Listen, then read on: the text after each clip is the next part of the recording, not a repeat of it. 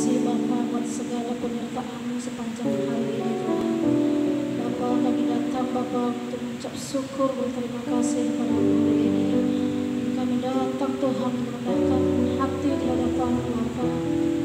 Bapa, layakkan kami untuk memuji-Mu, layakkan kami Tuhan untuk menyembah-Mu Tuhan Yesus. Ampuni yang menjadi pelanggaran kami Tuhan. Kuduskan hati kami, sucikan kami Tuhan. Kami bisa menghadap tahta-Mu Tuhan. Terima kasih Tuhan. Sungguh sempurna Tuhan perlindungan-Mu atas kami.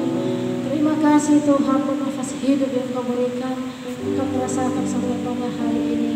Terima kasih Tuhan. Terpujilah nama-Mu di dalam nama Tuhan Yesus. Haleluya.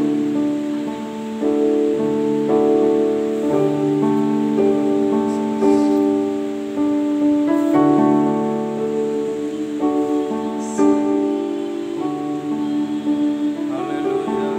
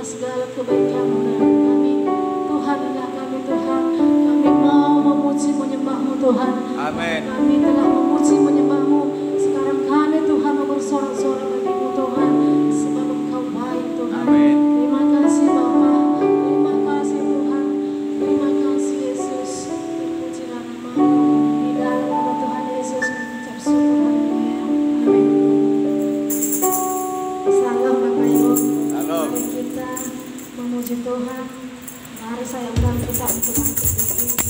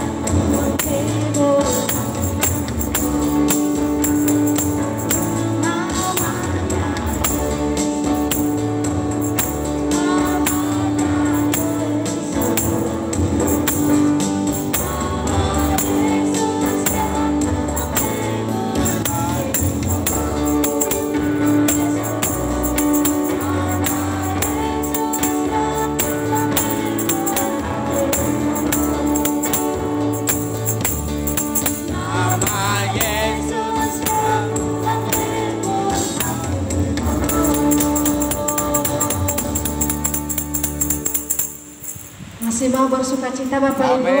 Amin.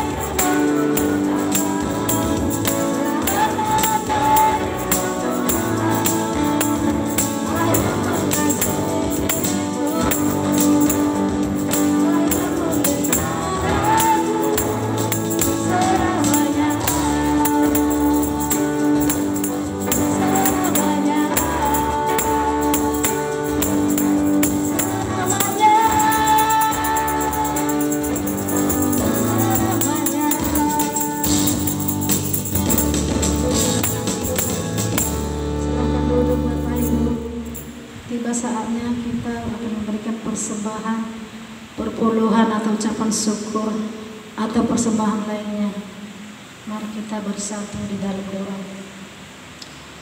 Tuhan Yesus, terima kasih Bapa, terima kasih Tuhan. Kini tiba saatnya Tuhan memberikan persembahan. Bapa, Kau berkati setiap kami, berkati tangan setiap kami Tuhan.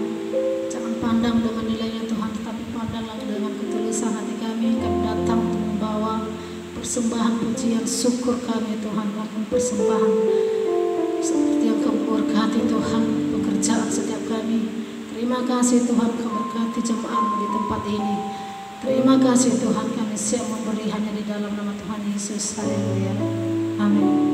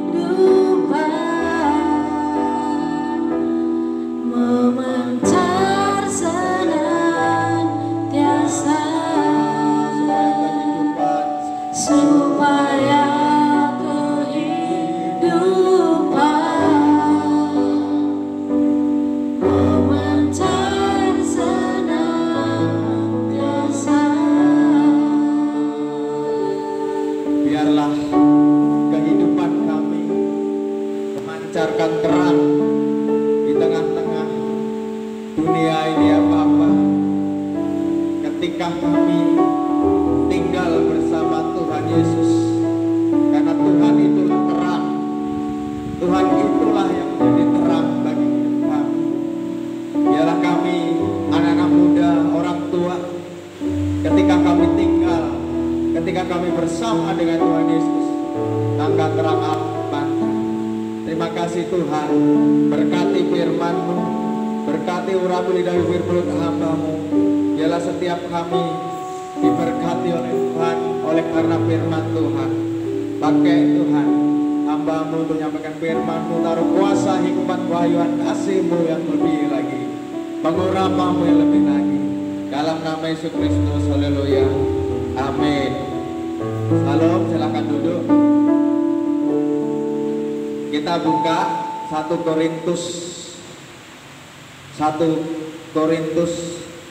12 ayat 1 sampai 11. Setelah dibaca ini nanti Angie boleh bersaksi tentang ketika mengikuti tarian propetik. Kita share ke grup GOC dan pemuda. Kemarin yang mendaftar 3 orang kita kirim ke selama 2 hari ya. Nah, kita baca dari 1 Korintus 12 ayat 1 sampai 11. Kita baca sama-sama. Judulnya apa? Rupa karunia tetapi satu roh. Yang keras ya. Sekarang tentang karunia roh, aku mau saudara-saudara supaya kamu mengetahui kebenarannya. Kamu tahu bahwa pada waktu kamu masih belum mengenal Allah, kamu tampak berpikir ditarik kepada berhala-berhala yang bisu.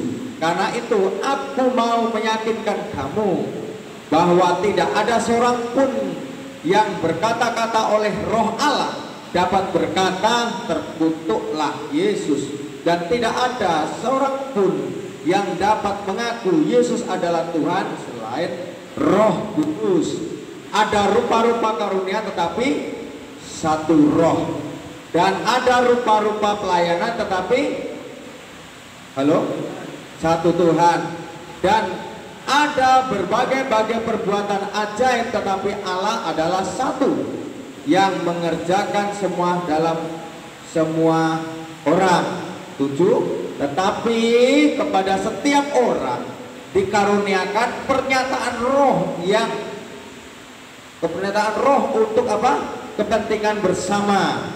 Sebab kepada yang seorang roh memberikan karunia untuk berkata-kata dengan hikmat, dan kepada yang lain roh yang sama memberikan karunia berkata-kata dengan pengetahuan, dan kepada yang seorang roh yang memberikan iman, kepada yang lain ia memberikan karunia untuk menyembuhkan, kepada yang seorang roh memberikan kuasa untuk apa? Mengadakan mujizat, dan kepada yang lain ia memberikan karunia untuk bernubuat, dan kepada yang lain lagi ia memberikan karunia untuk apa?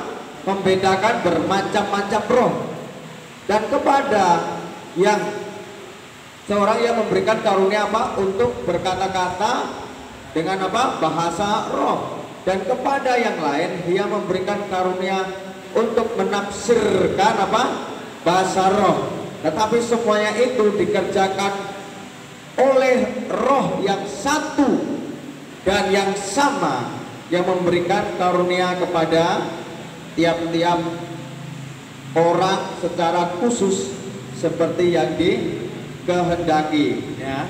Nah, kemarin ada tarian propetik saudara ya, itu roh yang sama ya, tetapi di dalam tarian itu mengandung arti bahwa bagaimana kemuliaan Tuhan, bagaimana membentengin musuh, bagaimana untuk kita menarik berkat, bagaimana untuk membawa jiwa-jiwa itu bertobat dan sebagainya dan sebagainya. Nah, Angie silahkan, Angie boleh bersaksi ke depan pakai mic yang Bu Nobita saja. Biasa kasih waktu ya, karena nggak ada Angel sama Lady. Angel. Shalom. Saya di sini mau bersaksi sebentar saja. Kalau kemarin itu kami 2 hari ada undangan di orang dari Jakarta datang ke sini untuk melayani kami, mengajarkan kami bagaimana cara menari yang baik dan benar, yang sebenarnya diajarkan tari-tarian dari surga yang diajarkan turun. Sebenarnya tarian kami yang kami lakukan selama ini di sini, ada Angel, ada Lady kan berdua biasanya setiap Natal atau 17-an atau Paskah pasti mereka nari. Nah di situ tarian yang kami lakukan itu hanya berdasarkan tarian yang kosong, gak ada arti, kami gak tahu arti tariannya apa. Yang penting nari, yang penting meriah, yang penting ada tarian di sini.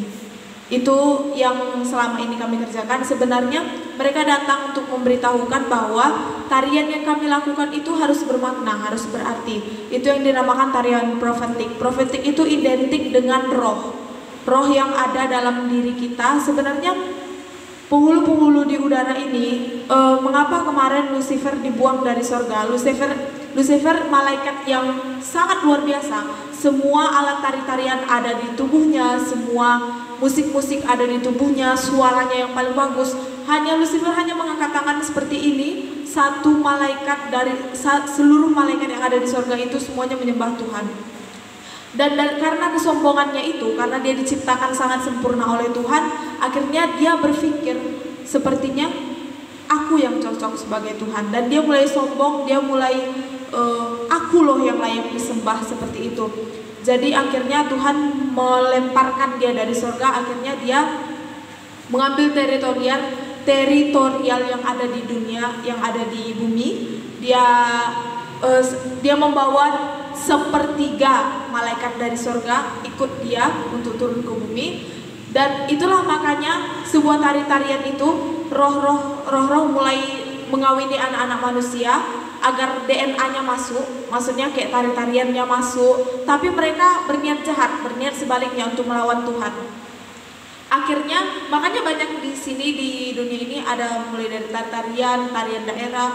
Kita nggak bisa nyalahin tarian daerah, kita nggak bisa nyalahin tarian yang udah ada memang sebelum kita lahir, tapi ya seperti itu kenyataannya. Jadi kita di sini mereka mengajarkan bahwa kita tari-tarian bisa dilawan dengan tari-tarian juga. Jadi mereka mengajarkan setiap gerakan yang kami ambil, kayak kami mengangkat tangan, itu ada di Alkitab. Yang waktu Musa berperang, bangsa Israel berperang, kalau Musa menurunkan tangan, artinya bangsa Israel kalah. Tapi kalau Musa tetap mengangkat tangan, bangsa Israel menang. Dari situ semuanya dimulai dari stand up, mengangkat tangan. Itu mengangkat tangan, jangan sampai tangan itu turun, jangan sampai tangan itu bisa, kalau misalkan kita duluan udah memberikan tari-tarian, otomatis kita udah menang. Kita harus mengangkat tangan untuk merayakan kemenangan. Mulai dari situ sampai ke tari-tarian selanjutnya, mulai dari mengangkat dupa, menyembah, terus menari-narikan kayak menyorakkan nama-nama Tuhan kayak Yehova, Adonai, Elohim, El Shaddai. Itu kan nama-nama Tuhan kita pancarkan.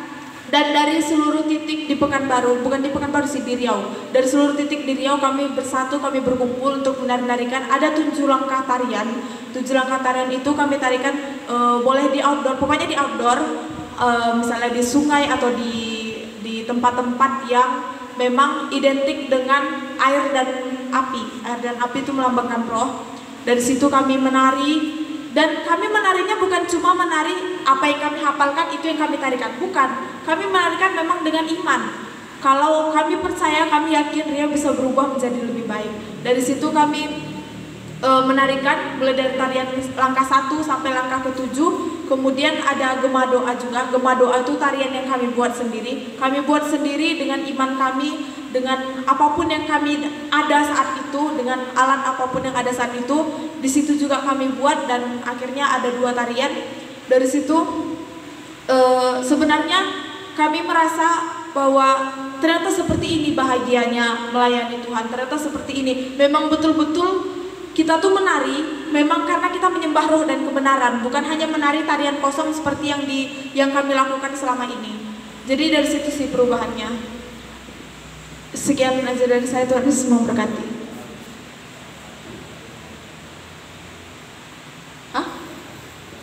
Yang hari kedua yang gimana? Iya, hari pertama sama hari kedua sama-sama tarian juga. Nah, itu Bapak Ibu, saya melihat di hari kedua itu saya melihat itu banyak pemuda-pemuda itu, kurang lebih 200-an lah. Itu mereka itu dilawat Tuhan, bisa mereka itu menangis, padahal mereka itu banyak juga laki-laki yang ikut, kayak Dias gitu, pemuda-pemuda yang ikut menari, karena barang-barang yang dibawa itu berat tariannya.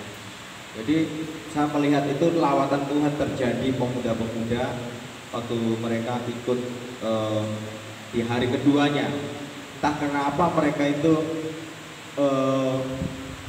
sepertinya mereka itu tidak ada rasa haus atau lapar atau capek gitu loh. Dari pagi sampai malam, ya, dari pagi sampai malam itu mereka bisa dilawat Tuhan. Ada yang bisa berbahasa roh, mereka bisa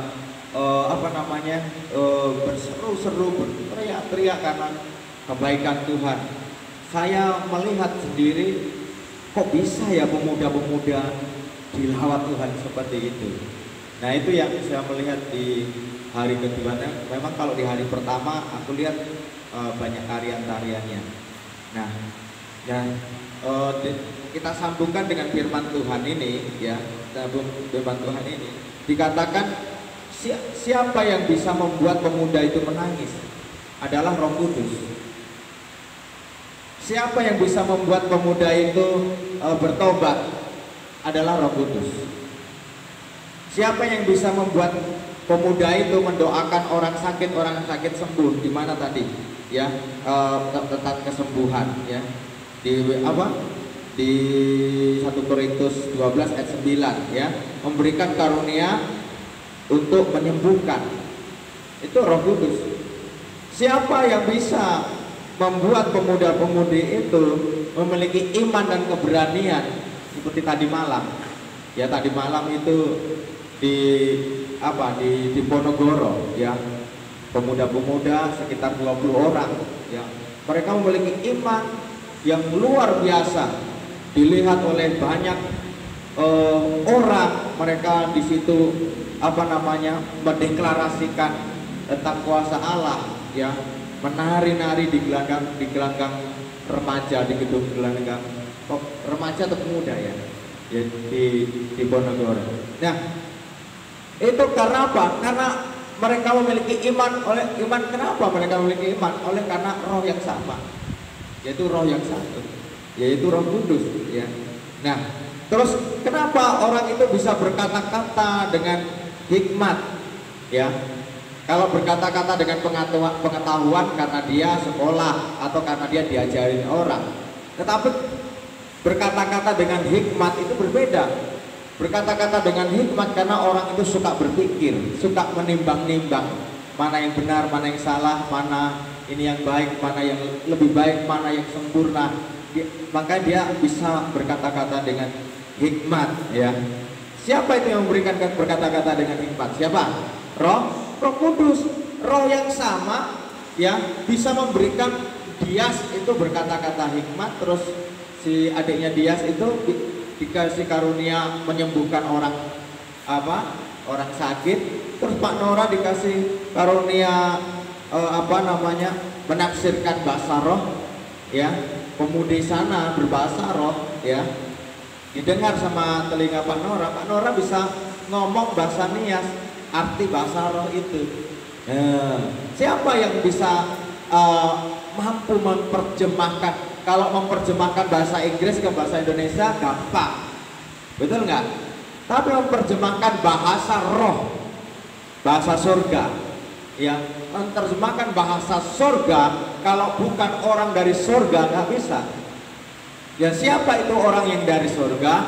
Orang yang dari surga adalah orang yang dipenuhi Roh Kudus dari ujung rambut sampai ujung kaki, itu dipenuhi Roh Kudus. Makanya dia tubuhnya kemuliaan gitu loh, kira-kira pikirannya, tubuhnya mungkin masih daging, Ya, pikirannya penuh kemuliaan, hatinya penuh kemuliaan, penuh roh Allah. Sehingga dia bisa menafsirkan bahasa roh yang disampaikan oleh pemudi yang sebelah sana. Ya. Nah, terus kita lanjutkan ya. Ya. Nah, bermacam-macam bahasa roh ini, ya bermacam-macam karunia ini, bermacam-macam talenta ini, ya untuk apa semuanya itu? Untuk apa? Untuk apa? Untuk apa? Untuk nama Tuhan dimuliakan, untuk kerajaan surga disebar luaskan, untuk memperluas kemuliaan Tuhan, untuk memperluas kerajaan Allah. Kenapa? Karena orang yang pergi ke ladang, dia harus membawa cangkul atau arit, ya. Orang yang pergi ke pasar, dia harus bawa apa? Uang atau kantong belanja. Dan kalau orang mau pergi ke sekolah, apa yang dibawa? Arit atau cangkul? Betul? Enggak, orang yang pergi ke sekolah yang dibawa apa? Buku sama pulpen. Nah, orang yang mau pergi ke gereja apa yang dibawa? Gitu kan? Alkitab, ya. Jadi itulah artinya ketika dia mengunjungi orang sakit, maka dia di tengah perjalanan atau di rumah dia dikasih senjata untuk menyembuhkan orang sakit. Karena dia mengunjungi orang sakit. Nah, ketika dia menumpangkan tangan temannya yang sakit itu dan berdoa di dalam nama Tuhan Yesus Kristus, maka temannya dia itu sembuh.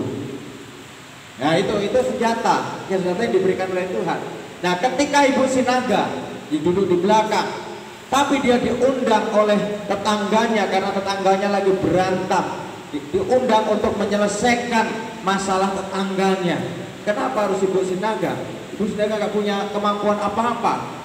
Dia bingung, tapi ketika dia berdoa, Tuhan tolong berikan aku hikmat untuk bisa berkata-kata, tidak memihak salah satu pihak, tetapi masalahnya bisa selesai. Ketika ibu sinaga berangkat dari rumah, Tuhan memenuhi roh hikmat, roh pengertian, roh kewahyuan. Dia datang, dipersilahkan, apa masalahmu nak? Apa masalahmu bu? Cerita semua ceritanya. Oh, itu gampang. Masalah kalian ini gampang. Ini loh jalan keluarnya. Dan dua-duanya bisa menerima dengan senang hati dan bisa didoakan. Itu karunia hikmat. Ya. Siapa yang memberikan karunia hikmat itu? Roh Kudus. Nah, kita harus rindu karunia-karunia ini ada di dalam tanganmu, ada di dalam hidupmu, ada di dalam pikiranmu.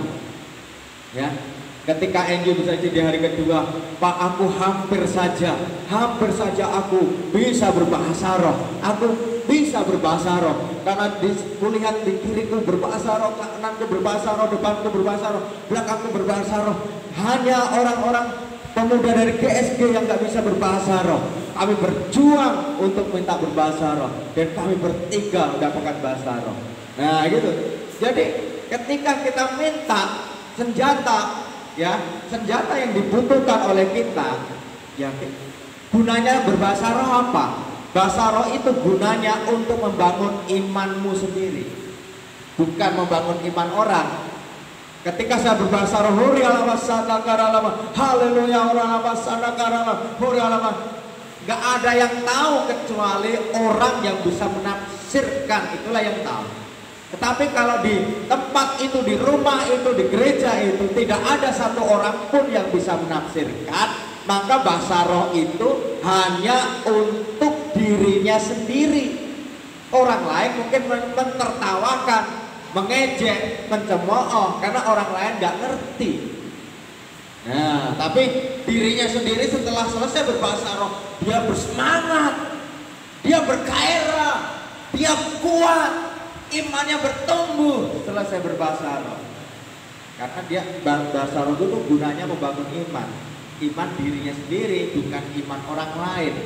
Nah, tapi ketika kita berkata-kata dengan hikmat, berkata-kata dengan pengetahuan, berkata-kata dengan pengajaran, mendoakan orang sakit, ya itulah yang membangun iman orang lain. Mengerti ya? Membangun iman orang lain ketika engkau berkata-kata pengajaran, berkata-kata hikmat, berkata-kata pengetahuan.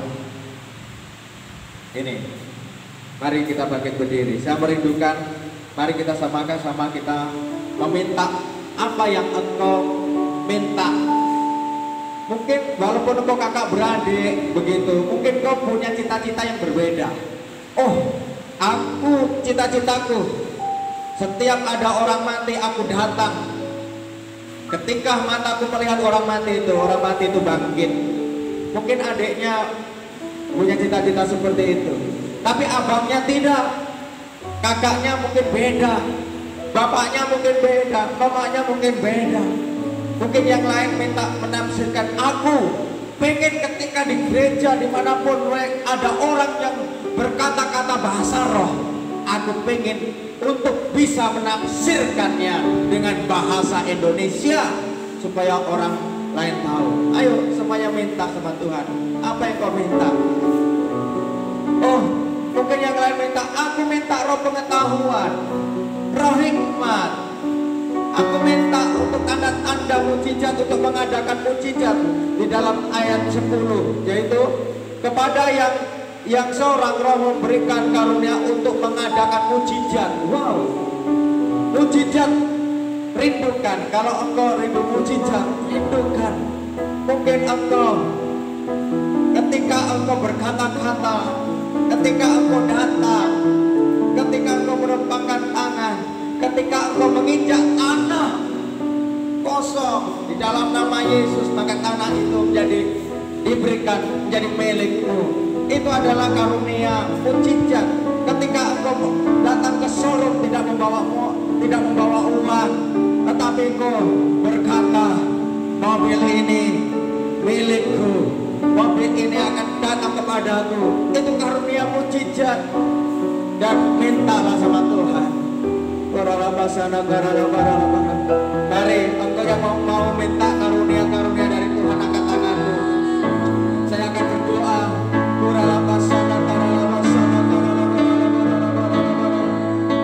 engkau melihat tangan-tangan yang terangkat. Umatmu berdoa, pemuda-pemudi orang-orang tua dewasa di tempat ini ya Tuhan. Merindukan karunia-karunia. Tuhan yang minta karunia bahasa roh, engkau berikan ya Tuhan. Yang minta karunia hikmat, engkau berikan. Yang minta karunia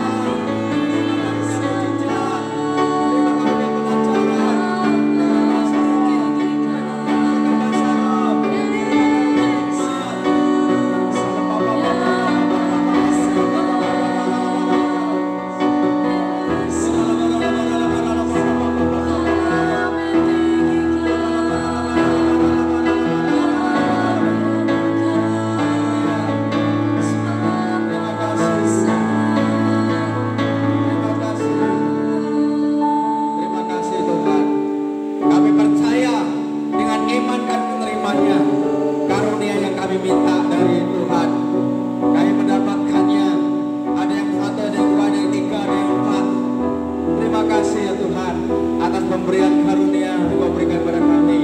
Dalam nama Yesus Kristus kami berdoa ucap syukur. Haleluya. Amin. Silakan duduk.